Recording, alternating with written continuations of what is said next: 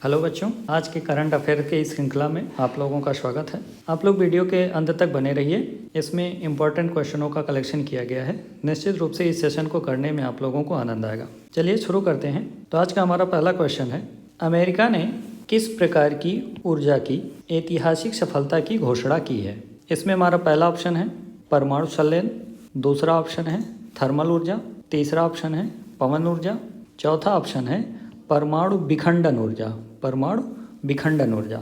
परमाणु संलयन क्या होता है कि जब दो नाभिक आपस में जुड़ते हैं और एक नाभिक बनाते हैं तो इस प्रक्रिया को बोला जाता है परमाणु संलयन। और परमाणु विखंडन में क्या होता है, एक बड़ा नाभिक जो है ये टूट जाता है दो छोटे छोटे नाभिकों में। इन दोनों प्रक्रियाओं में ही ऊर्जा मुक्त होती है। इन दोनों प्रक्रियाओं में ही ऊर्जा मुक्त होती है और इसी में से एक प्रकार की ऊर्जा का जो है ऐतिहासिक सफलता की घोषणा की है अमेरिका ने। तो इसमें से जो हमारा राइट आंसर है वो राइट आंसर है परमाणु संलयन ऊर्जा। परमाणु संलयन ऊर्जा की ऐतिहासिक सफलता की घोषणा अमेरिका ने की है। इसके कुछ पॉइंट्स और देख लेते हैं। इसके पॉइंट्स हैं कि कैलिफोर्निया में लिवरमोर नेशनल लेबोरेटरी के शोधकर्ताओं ने पहली बार संलयन प्रक्रिया में इतनी अधिक ऊर्जा का उत्पादन किया है। जितनी ऊर्जा उपयोग के लिए इसे प्रज्वलित किया गया था उतने पूरे ऊर्जा यहाँ पर प्राप्त हुई है और इस वजह से इसको शुद्ध ऊर्जा लाभ भी कहते हैं। इसका उद्देश्य क्या है, इसका आगे भविष्य में उपयोग क्या होगा? यह उपलब्धि रक्षा और स्वच्छ शक्ति के लिए भविष्य के विकास में अपना सहयोग प्रदान करेगी। हमारा अगला क्वेश्चन है, DY चंद्रचूड़ ने शीर्ष अदालत के न्यायाधीशों की नियुक्ति के लिए हाल ही में अपनी सिफारिशों का पहला सेट भेजा है। उसका नाम क्या है? उसका नाम आप लोगों को बताना है। आप लोगों को पता है शीर्ष अदालत। शीर्ष अदालत का मतलब supreme court. Supreme court. Supreme court में जजों की नियुक्ति के लिए एक व्यवस्था बनाई गई है जिसको बोलते हैं कोलेजियम व्यवस्था। कोलेजियम व्यवस्था। कोलेजियम व्यवस्था। अब ये कोलेजियम व्यवस्था जो है भारत में जो है 1993 में अपनाया गया था। 1993 में इस कोलेजियम व्यवस्था का कार्य यही है कि जो सुप्रीम कोर्ट है और हाई कोर्ट दोनों में जजों की नियुक्ति और उनके तबादले से संबंधित प्रावधान किए गए हैं। इसमें आप लोगों को बताना है कि इसमें से इन चारों ऑप्शन में से DY चंद्रचूड़ ने जो न्यायाधीशों की नियुक्ति के लिए अपनी सिफारिशों का सेट भेजा है उसका नाम क्या है? सिविल कोर्ट कोलेजियम, उच्च court collegium, supreme court collegium या इनमें से कोई नहीं। तो इनमें से हमारा जो राइट आंसर बनेगा वो शीर्ष अदालत से संबंधित है, यानी supreme court collegium. Supreme court collegium जो है उस सेट का नाम है। इस सेट में जो है 5 जजों के नाम भेजे गए थे। आगे इसमें देखते हैं, सुप्रीम कोर्ट कोलेजियम ने शीर्ष अदालत के न्यायाधीशों की नियुक्ति के लिए उच्च न्यायालय के 5 जजों की सिफारिश की है। यह कोलेजियम की सिफारिशों का पहला सेट है। इस सेट में जस्टिस दीपांकर दत्ता को सुप्रीम कोर्ट के जज के तौर पर नियुक्ति करने की सिफारिश भी शामिल है, यानी सुप्रीम कोर्ट के जो जस्टिस चीफ जस्टिस बनाए जाएं वो जस्टिस दीपांकर दत्ता को बनाया जाए। इसके अलावा इस कोलेजियम में झारखंड, जम्मू कश्मीर, लद्दाख और गुवाहाटी के उच्च न्यायालयों के मुख्य न्यायाधीशों के रूप में 3 न्यायाधीशों की पदोन्नति की भी सिफारिश शामिल है। हमारा अगला क्वेश्चन है, जम्मू और कश्मीर के सभी परिवारों के लिए एक विशिष्ट पहचान संख्या शुरू करने का प्रस्ताव रखा गया है। यह है, यानी इसका नाम आप लोगों को बताना है। इसका नाम क्या है?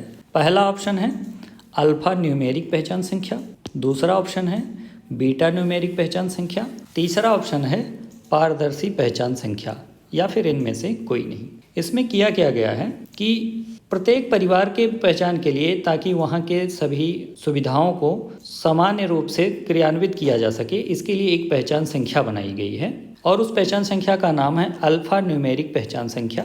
और इस पहचान संख्या के द्वारा जो है वहाँ के सरकार की जो भी सुविधाएं हैं उन सभी सुविधाओं को प्रत्येक परिवार तक आसानी से पहुंचाया जा सकेगा। इसमें थोड़ा और डिटेल देखते हैं। जम्मू कश्मीर के उपराज्यपाल मनोज सिन्हा ने कहा कि प्रशासन केंद्र शासित प्रदेशों में परिवार के लिए 8 अंकों की विशिष्ट पहचान संख्या, जिसको अल्फा न्यूमेरिक पहचान संख्या कहते हैं, इसको लॉन्च करेगा। ये अल्फा न्यूमेरिक पहचान संख्या ये 8 अंकों का होगा। इस यूनिक फैमिली आईडी का उद्देश्य सामाजिक सुरक्षा योजनाओं को तेजी और पारदर्शी ढंग से कार्यान्वयन करना है। हमारा अगला क्वेश्चन है, 7 अर्थव्यवस्था के समूह G7, यानी जो G7 है ये 7 अर्थव्यवस्थाओं का एक समूह है, ने ग्लोबल वार्मिंग के लिए किस क्लब को लॉन्च किया है? किस क्लब, ग्लोबल वार्मिंग के लिए किस क्लब को लॉन्च किया है। अब इसमें इन लोगों ने एक समूह बनाया है, G7 ने एक समूह बनाया है। उस समूह में ग्लोबल वार्मिंग से जिम्मेदार जो भी चीज़ें हैं उन सभी चीज़ों के उन्मूलन के लिए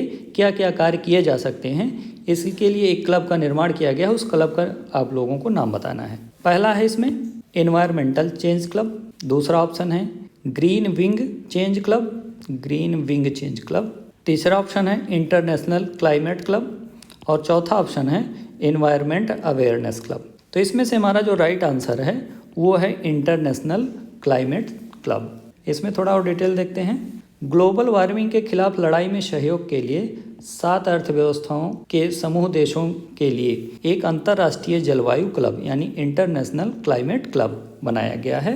इसका उद्देश्य क्या है? यह क्लब ऊर्जा के स्वच्छ रूपों के लिए औद्योगिक संक्रमण में तेजी लाने और उत्सर्जन में कमी करने के उपायों को विकसित करने मदद करने के लिए काम करेगा। ये अगले क्वेश्चन पर बढ़ते हैं।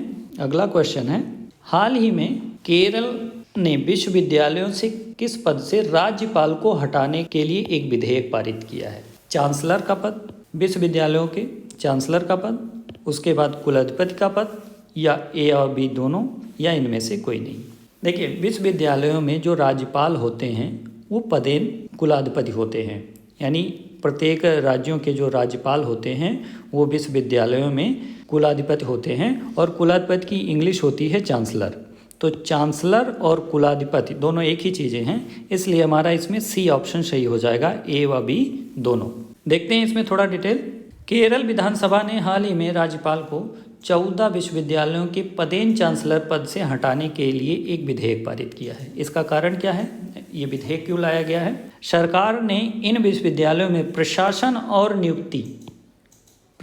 और नियुक्ति पर राज्यपाल आरिफ मोहम्मद खान के साथ बार बार विवाद के बाद विधानसभा में विश्वविद्यालय कानून विधेयक पेश किया गया है। यानी विश्वविद्यालयों में प्रशासन से संबंधित और नियुक्तियों से संबंधित बार बार राज्यपाल और फिर उसके बाद जो है केरल सरकार के बीच विवाद हो रहा था, इसकी वजह से ये विधेयक लाया गया है। अगला क्वेश्चन देखते हैं। भारत 2023 में किस बीमारी की वैक्सीन सर्वैक लॉन्च करेगा? 2023 में भारत जो है 2023 में किस बीमारी का वैक्सीन सर्वैक लॉन्च करेगा? पहला ऑप्शन है सर्वाइकल कैंसर, दूसरा ऑप्शन है क्षय रोग, तीसरा ऑप्शन है डेंगू और चौथा ऑप्शन है जापानी इंसेफेलाइटिस। अब सर्वैक जो है ये कैंसर का वैक्सीन है, कैंसर का। इसमें से हमारा राइट आंसर हो जाएगा सर्वाइकल कैंसर। इसमें थोड़ा डिटेल देखते हैं। इसमें जो कोविड वर्किंग ग्रुप के अध्यक्ष डॉक्टर एन.के. अरोरा हैं, इन्होंने घोषणा की है भारत में 2023 के मध्य तक 9 से 14 वर्ष की लड़कियों के लिए एक राष्ट्रव्यापी HPV टीकाकरण अभियान आयोजित करेंगे और फिर उसके बाद भारत उन चुनिंदा देशों के समूह में शामिल हो जाएगा जहां अगले 4-5 महीनों में HPV वैक्सीन का निर्माण किया जाएगा। स्वदेशी रूप से विकसित HPV human papilloma virus vaccine Cervavac serum institute of India private limited द्वारा समर्थित बिल एवं मेलिंडा गेट्स फाउंडेशन के साथ DBT और BIRAC की साझेदारी का परिणाम है।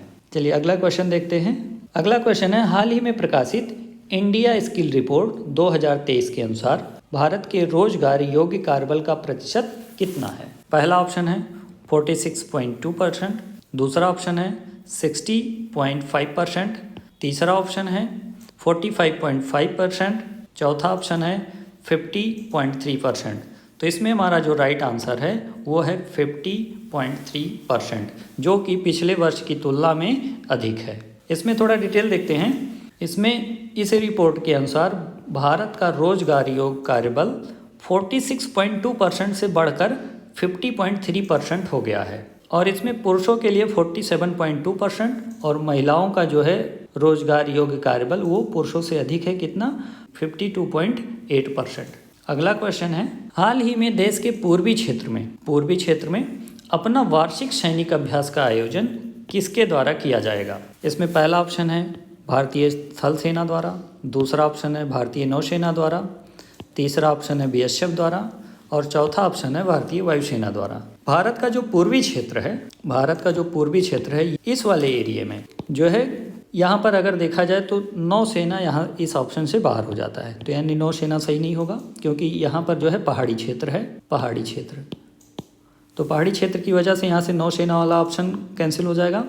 और यहाँ पर जो है अभी हाल ही में जो LAC पर तनाव हुआ था, LAC line of actual control, जो कि अरुणाचल प्रदेश में है, यहाँ पर जो तनाव हुआ था इसकी वजह से जो है भारतीय वायुसेना द्वारा यहाँ पर एक सैन्य अभ्यास आयोजित किया गया है, वार्षिक सैन्य अभ्यास आयोजित किया गया है। तो इसका राइट आंसर जो हो जाएगा वो हो जाएगा भारतीय वायुसेना द्वारा जो है पूर्वी क्षेत्र में अपना वार्षिक सैनिक अभ्यास जो है शुरू किया जाएगा। यहाँ पर इसका थोड़ा डिटेल देखते हैं। अरुणाचल प्रदेश में वास्तविक नियंत्रण रेखा LAC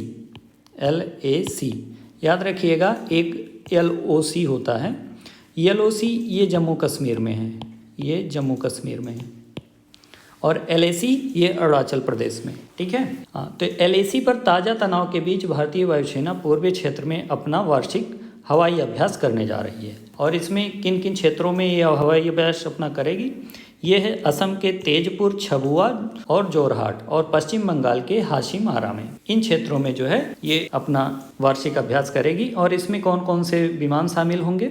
इसमें लड़ाकू जेट, परिवहन विभाग, और फिर उसके बाद हेलीकॉप्टर और मानव रहित हवाई वाहन शामिल होंगे, ठीक है। हम लोग अब अपना अगला क्वेश्चन देखते हैं। अगला क्वेश्चन है हमारा, वर्ल्ड मलेरिया रिपोर्ट 2022 किस संस्था द्वारा जारी किया जाता है? संस्था का नाम बताना है आपको, किस संस्था द्वारा जारी किया जाता है। पहला ऑप्शन है central bureau of health intelligence, इस संस्था द्वारा, या फिर दूसरा ऑप्शन है नीति आयोग द्वारा, या तीसरा ऑप्शन है फार्मेसी काउंसिल ऑफ इंडिया द्वारा, या फिर WHO द्वारा।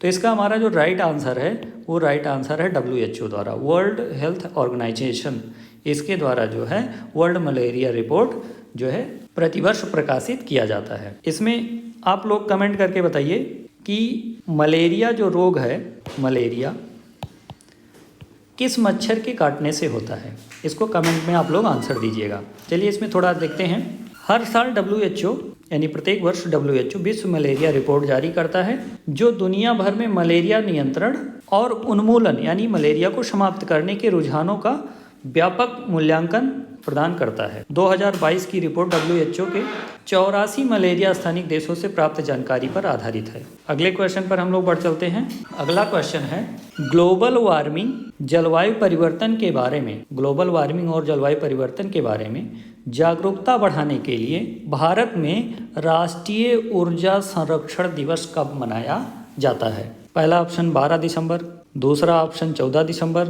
तीसरा ऑप्शन 16 दिसंबर, और चौथा ऑप्शन है 18 दिसंबर। इसमें याद रखिएगा कि राष्ट्रीय ऊर्जा संरक्षण दिवस क्यों मनाया जाता है।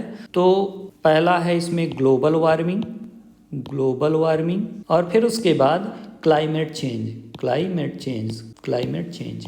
इनके बारे में जागरूकता बढ़ाने के लिए जो है प्रत्येक वर्ष 14 दिसंबर को, प्रत्येक वर्ष 14 दिसंबर को राष्ट्रीय ऊर्जा संरक्षण दिवस मनाया जाता है। इसमें थोड़ा डिटेल देखते हैं। भारत में 14 दिसंबर को राष्ट्रीय ऊर्जा संरक्षण दिवस यानी नेशनल एनर्जी कंजर्वेशन डे मनाया जाता है। भारत में बिजली मंत्रालय के तहत ऊर्जा दक्षता ब्यूरो यानी BEE, bureau of energy efficiency ने 1991 में राष्ट्रीय ऊर्जा संरक्षण पुरस्कार शुरू किया था। अगला क्वेश्चन है हम लोगों का, जेनेट एलन निम्न में से किसकी अध्यक्षता करने वाली पहली महिला अध्यक्ष हैं? किसकी अध्यक्षता यानी इसमें से किस संस्था की अध्यक्षता करने वाली हैं? पहला ऑप्शन है अमेरिकी federal reserve treasury, reserve and treasury, reserve and treasury. दूसरा ऑप्शन है UK रिजर्व एंड ट्रेजरी। तीसरा ऑप्शन है मैक्सिकन रिजर्व एंड ट्रेजरी, या इनमें से कोई नहीं। इसमें से हमारा जो राइट आंसर है वो राइट आंसर है अमेरिकी फेडरल रिजर्व एंड ट्रेजरी। तो जेनेट एलन अमेरिकी फेडरल रिजर्व एंड ट्रेजरी की अध्यक्षता करने वाली पहली महिला अध्यक्ष हैं। इसमें थोड़ा डिटेल देखते हैं। US treasury Janet Yellen treasury की प्रमुख, जेनेट एलन ट्रेजरी की प्रमुख और US फेडरल रिजर्व की अध्यक्षता करने वाली पहली महिला है। इन्होंने 2 महिलाओं के हस्ताक्षर के साथ छपे अमेरिकी बैंक नोट का अनावरण किया है। यानी जो अमेरिकी बैंक नोट है उस पर 2 महिलाओं के हस्ताक्षर छपे थे। $1 का, $5 का बिल एलन और यूएस ट्रेजरी चीफ लिन मालेरेबा के हस्ताक्षर के साथ मुद्रित किए गए थे। ये जो दोनों हस्ताक्षर जो शामिल थे उसमें एक बिल एलन का था और एक लिन मालेरेबा का। अगले क्वेश्चन पर बढ़ते हैं। अगला क्वेश्चन है हमारा, केंद्रीय पर्यटन मंत्री ने पुडुचेरी में किस परियोजना के तहत, यहाँ पर उस पर योजना का नाम बताना है, 4 परियोजनाओं को राष्ट्र को समर्पित किया है। पहले योजना है तमिल संगमम योजना, दूसरी है स्वर्णिम चतुर्भुज योजना, तीसरा ऑप्शन है स्वदेश दर्शन योजना और चौथा ऑप्शन है अमृत महोत्सव योजना। इसमें जो तमिल संगमम योजना है, तमिल संगमम योजना, इसमें तमिल को काशी से जोड़ने का प्रावधान है। तमिल को काशी से जोड़ने का प्रावधान है। स्वर्णिम चतुर्भुज योजना ये सड़क योजना है, ये एक सड़क योजना है, ये एक सड़क योजना है। और फिर उसके बाद अमृत महोत्सव, ये जो है आज़ादी के 75 साल पूरे होने पर, आज़ादी के 75 साल पूरे होने पर आज़ादी का अमृत महोत्सव मनाया गया। इसमें से जो हमारा राइट आंसर है वो राइट आंसर होगा हमारा स्वदेश दर्शन योजना। स्वदेश दर्शन योजना के तहत जो है केंद्रीय पर्यटन मंत्री ने पुडुचेरी को 4 परियोजनाओं को दिया है। अब इन परियोजनाओं में क्या क्या है? केंद्रीय पर्यटन मंत्री श्री जी किशन रेड्डी ने पुडुचेरी में शॉपिंग फेस्टिवल 2022 का उद्घाटन किया। इस महोत्सव का उद्देश्य जो है पुडुचेरी आने वाले पर्यटकों के लिए अद्वितीय खरीदारी का अनुभव बनाना, पर्यटन और व्यापार को बढ़ावा देना है।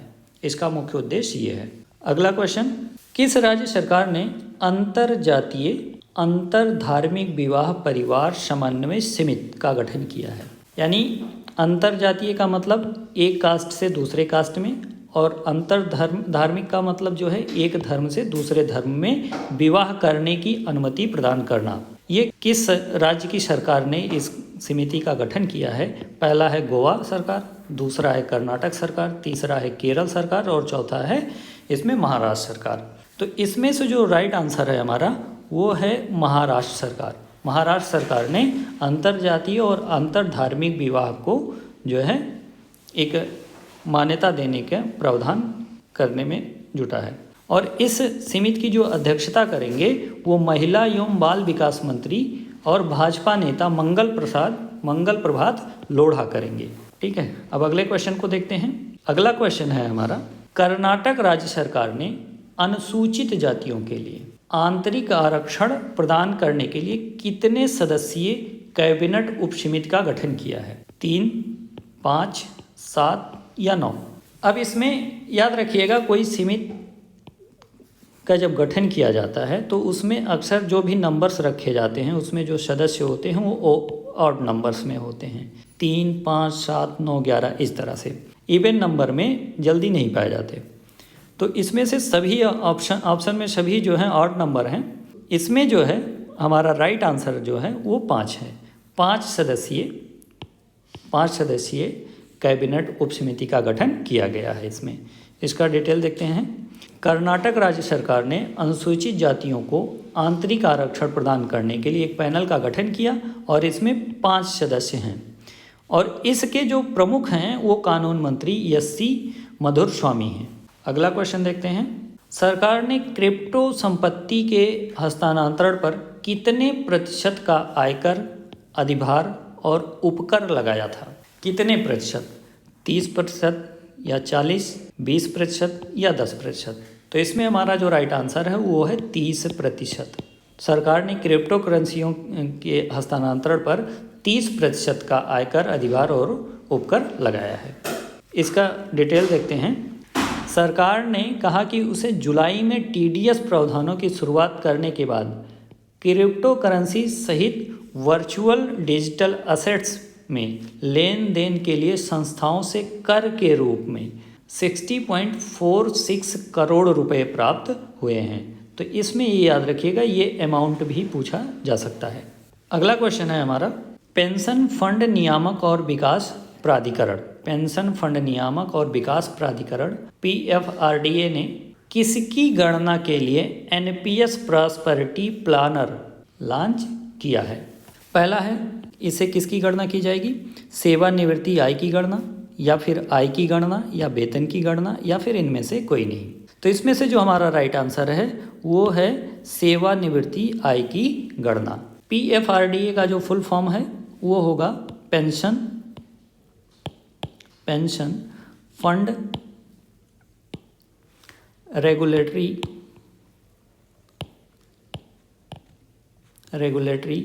एंड डेवलपमेंट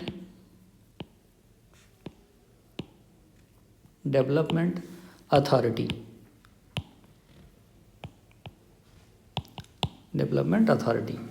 आइए इसका थोड़ा डिटेल देखते हैं। PFRDA ने सेवानिवृत्त आय की गणना के लिए NPS प्रॉस्पेरिटी प्लानर लॉन्च किया है। यह ग्राहकों के लिए NPS के तहत मौजूदा योगदान के आधार पर वार्षिक विकल्पों के अनुसार उनकी सेवानिवृत्ति आय की गणना करने के लिए कैलकुलेटर है ये। अगले क्वेश्चन को देखते हैं। अगला क्वेश्चन है, WHO के मुख्य वैज्ञानिक के रूप में नवनियुक्त जेरेमी फरार निम्न में से किसकी जगह लेंगे? पहला ऑप्शन है टेड्रोस अधनोम का, दूसरा ऑप्शन है MS स्वामीनाथन का, तीसरा ऑप्शन है सौम्या स्वामीनाथन का, चौथा ऑप्शन है इनमें से कोई नहीं। टेड्रोस अधनोम जो हैं ये WHO के ये प्रेसिडेंट हैं, अध्यक्ष हैं। और क्वेश्चन पूछा गया है मुख्य वैज्ञानिक। MS स्वामीनाथन ये भारत में हरित क्रांति के जनक थे, ग्रीन रेवोल्यूशन के ये जनक थे। सौम्या स्वामीनाथन ये MS स्वामीनाथन की पुत्री हैं, MS स्वामीनाथन की ये पुत्री हैं। और सौम्या स्वामीनाथन ही प्रेजेंट टाइम में WHO के मुख्य वैज्ञानिक के रूप में कार्यरत हैं। इन्हीं का स्थान जेरेमी फरार लेंगे, जिनकी नियुक्ति अगले साल 2023 में तय है। सौम्या स्वामीनाथन की जगह जेरेमी फरार 2023 की दूसरी तिमाही में WHO में शामिल होंगे। चलिए ठीक है, अब अगले क्वेश्चन पर पढ़ते हैं। अगला क्वेश्चन है, बोस्निया किस संघ में शामिल होने की सहमति प्राप्त हुई है? बोस्निया को किस संघ में शामिल किया जाएगा? नाटो में, या फिर AU यानी अफ्रीकन यूनियन, नाटो यानी नॉर्थ अटलांटिक ट्रीटी ऑर्गेनाइजेशन, या फिर एशियान में, association of south east Asian nation में। और फिर उसके बाद चौथा ऑप्शन है EU यानी यूरोपियन यूनियन में। तो बोस्निया को जो है यूरोपियन यूनियन में शामिल करने की बात पर सहमति प्राप्त हो गई है, यानी बोस्निया अब जल्द ही यूरोपियन यूनियन का एक सदस्य हो जाएगा। अगले क्वेश्चन पर बढ़ते हैं। हाल ही में फीफा विश्व कप 2022 ट्रॉफी का अनावरण किसके द्वारा किया जाएगा? पहला ऑप्शन दीपिका पादुकोण, दूसरा ऑप्शन प्रियंका चोपड़ा, तीसरा ऑप्शन विद्या बालन, चौथा ऑप्शन श्रद्धा कपूर। तो इसमें से जो हमारा राइट आंसर है वो राइट आंसर है दीपिका पादुकोण। दीपिका पादुकोण के द्वारा जो है फीफा विश्व कप का 2022 का ट्रॉफी का अनावरण किया जाएगा। इसका डिटेल देखते हैं, डिटेल इसका ज़्यादा इंपॉर्टेंट है। डिटेल है, फीफा विश्व कप फाइनल फ्रांस और अर्जेंटीना के मध्य खेला जाएगा। फीफा विश्व कप फ्रांस और अर्जेंटीना के मध्य खेला जाएगा, ये इंपॉर्टेंट है क्वेश्चन इसमें। और फिर अर्जेंटीना जो है क्रोशिया को, फ्रांस ने मोरक्को को हराकर फाइनल में प्रवेश किया है। यानी सेमीफाइनल में जो टीमें थीं वो अर्जेंटीना और क्रोशिया थी, फ्रांस और मोरक्को थे। तो अर्जेंटीना ने क्रोशिया को हराया, फ्रांस ने मोरक्को को हराया, और फ्रांस और अर्जेंटीना इस प्रकार से फाइनल में पहुंच चुकी हैं। ठीक है बच्चों, तो आई होप आप लोगों को ये सेशन पसंद आया होगा। आप लोग वीडियो के लास्ट तक बने रहे, इसके लिए आप लोगों का बहुत बहुत धन्यवाद। इसी तरह से आप हमारे इस चैनल को सब्सक्राइब कीजिए और फिर उसके बाद जो है अगले सेशन का वेट कीजिए। धन्यवाद।